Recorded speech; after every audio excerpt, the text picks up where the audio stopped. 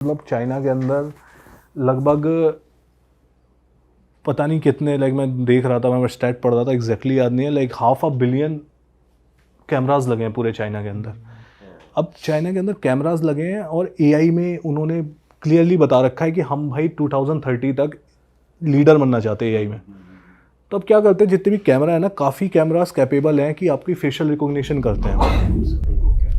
जो भी बंदा वहाँ पे जा रहा होता है तो वो सबके फेस को देख रहे हैं। फॉर एग्जांपल एक चौराहा है, वहाँ पे जे वॉक कर दिया किसी ने या सिग्नल तोड़ दिया, जितनी देर खड़े हो आपका फेस रिकॉग्नाइज हो गया, आपने सिग्नल तोड़ा, आपके क्रेडिट स्कोर से माइनस हो गया। एक क्रेडिट स्कोर मेंटेन हो रहा है आपका। अब आपका क्रेडिट स्कोर जितना नीचे जाएगा फिर नुकसान क्या है? लोन नहीं मिलेगा।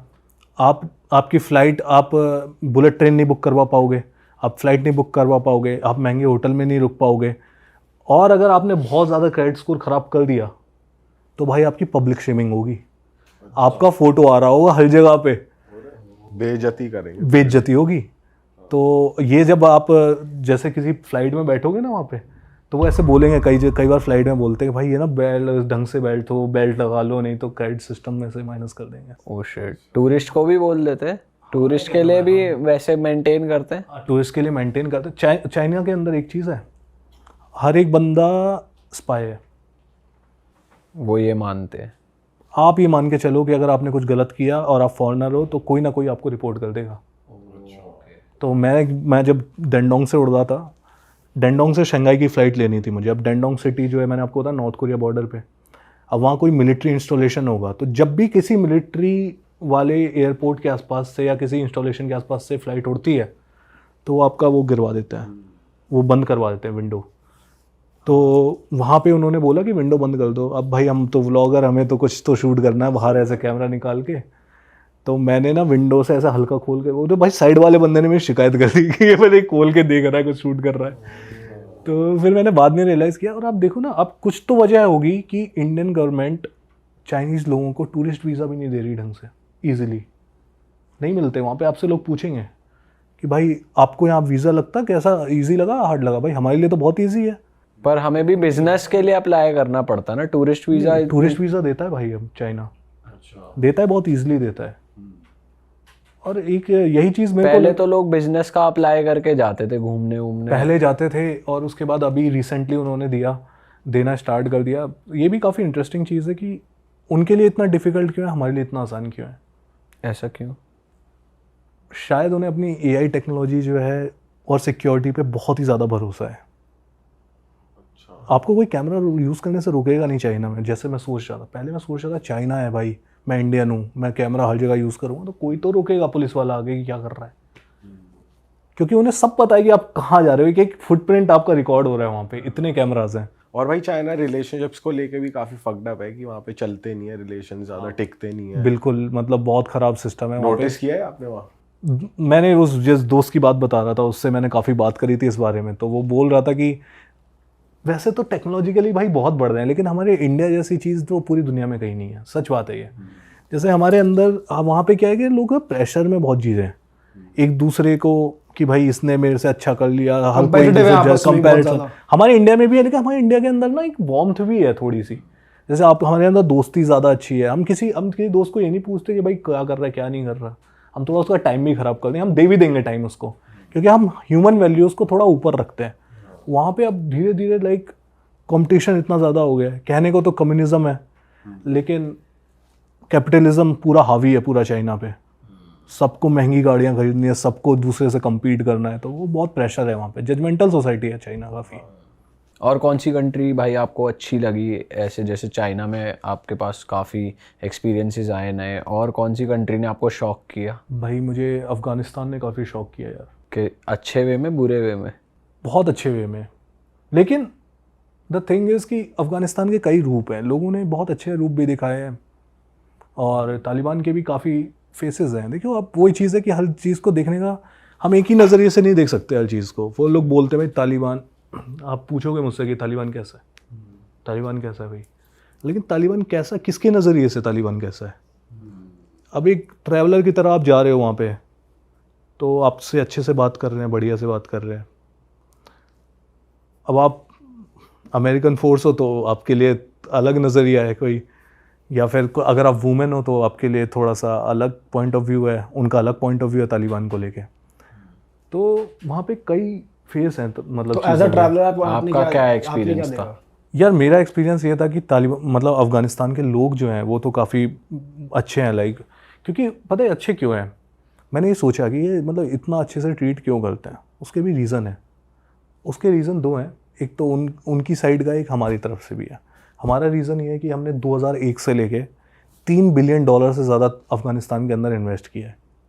उनका पार्लियामेंट हमने बनाया है। भाई आप तालिबान वो अफ़गानिस्तान की कुछ सिटीज़ में जाओगे ना तो कई जगह इंदिरा गांधी हॉस्पिटल्स है वहाँ पे, तो उस ज़माने में उन लोगों ने वहाँ पे हॉस्पिटल्स बनाए हैं, फूड एड प्रोवाइड किए हैं। तो ये है एक रीज़न। और दूसरा रीज़न ये भी है कि उनका जो कल्चर है, आप अफ़गानिस्तान या किसी भी मुस्लिम कंट्री में जाते हो तो वो अच्छा ही रहता है।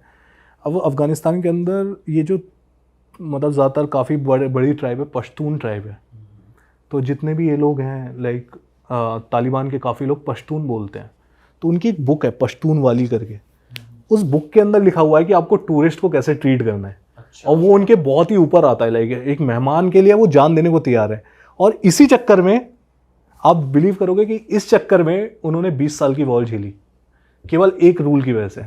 जब ओसामा बिन लादेन आया, उसने बोला कि मुझे प्रोटेक्ट करो, अमेरिका ढूंढ रहा है मेरे को, उन्होंने जलालाबाद में उसको रखा। अमेरिका ने पहले पूछा उनसे कि भाई इसको हमें दे दो, उन्होंने नहीं दिया क्योंकि उनके कल्चर में ये नहीं है कि वो दे दें। और उस चक्कर में ही उन्होंने 20 साल की वॉर में वो फंस गए, जो उनकी वॉर थी भी नहीं, डायरेक्टली इन्वॉल्व थे भी नहीं वो लोग, बट उसको पनाह देने की वजह से, जस्ट बिकॉज कि उनके कल्चर में ऐसा है कि वो मेहमान को जान दे के भी बचाएंगे, इसीलिए उन्होंने इतनी दिक्कत सही। और कैसा एक्सपीरियंस रहा आपका, और क्या दिनचर्या रहती थी आपका, इंटरेक्शन? आपने इंटरव्यू भी करा उनको? हाँ तो मैंने इंटरव्यू किया। क्या रहा, आपने उनसे विमेन को लेके पूछा कि भाई तुम पढ़ने लिखने क्यों नहीं दे रहे विमेन को, या उनके पास फ्रीडम क्यों नहीं है, ऐसा कुछ पूछा आपने? मैं ऐसे सवाल मतलब मैंने उनसे मतलब ये मुझे पता था कि 6th क्लास तक बच्चियाँ जो है स्कूल जाती हैं, क्योंकि मैंने देखा खुद अपनी आंखों से भी।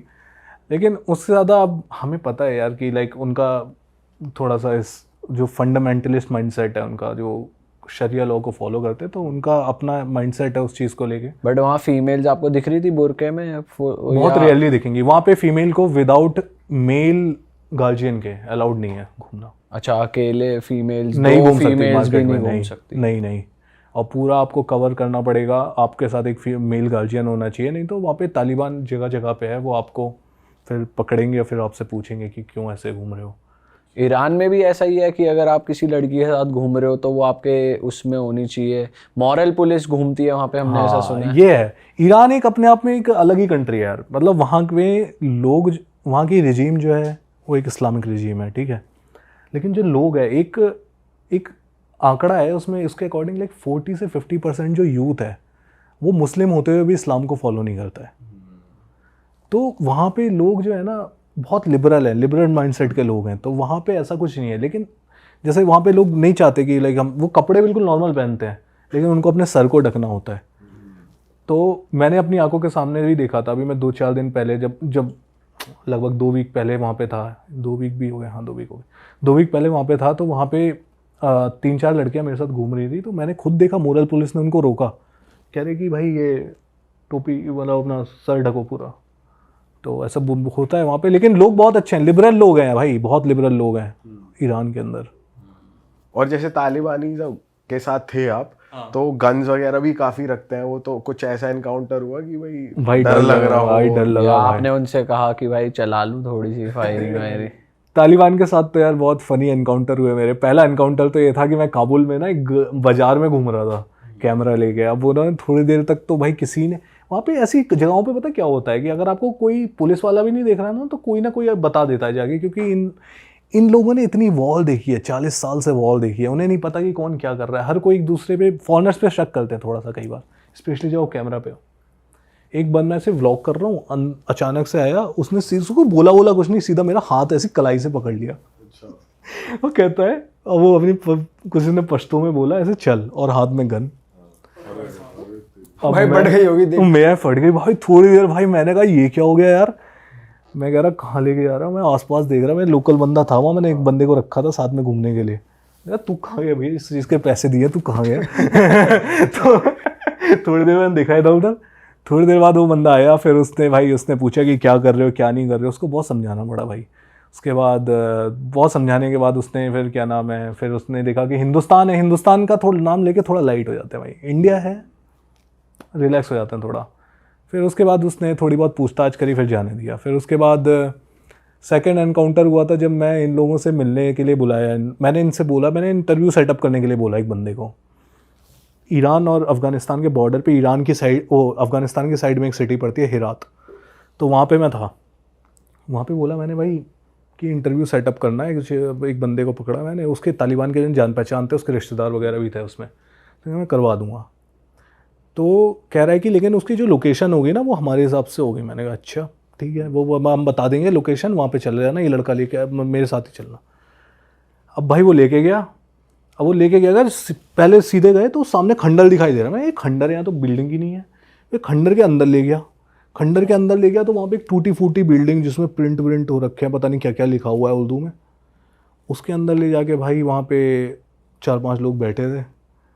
अब भाई मैं उन लोगों को, अब मैं तो थोड़ा सा फ्रेंडली करके बात कर रहा था भाई, तो सबको लेके चलूँ थोड़ा सा हाय हेलो करके। सही बात है। तो भाई उसको फिर किस को लूँ मैं, थोड़ी देर बाद बंदा पीछे देख रहा हूँ, इतनी बड़ी गन लेके एक बंदा ऐसे दाढ़ी सी रख के एकदम आया यूँ देखता हुआ, फिर वो साइड में बैठ गया, वो शक करे मेरे पे ये क्या कर रहा है, फिर वो बता रहे हैं ये तो व्लॉग कर रहा है। मैं सोचा मेरा भाई या तो मेरा वीडियो कंप्लीट हो जाएगा या ये लोग बीच में पकड़ के मुझसे, आप सोच रहे हैं ये मेरा इंटरव्यू ले लेंगे। हाँ सही बात। और आप सोच रहे हैं मॉल लाइट कर लूं, थोड़ा मॉल लाइट कर दूं। दूं। अब भाई असल में वो मजे ले रहे होंगे कि मैं भी कैमरा पे आ जाऊं, जैसे होते नहीं है गाँव के, क्या लफड़ा चल रहा है भाई यहाँ, क्या चल रहा है, जैसे गाँव के आ जाते हैं ताऊ, कैमरा पे क्या बना रहे हो, ये फिल्म बना रहे हो। थोड़ी देर बाद अब भाई वो डरता बंदा क्या ना करता। अब मैंने तो फोन से मैंने जेब से निकाला, मैंने कहा कुछ तो गिफ्ट देता हूँ भाई, इतना इन्होंने साथ दिया भाई। जेब में देखा 500 का नोट पड़ा था, 20-20 के 3-4 नोट पड़े।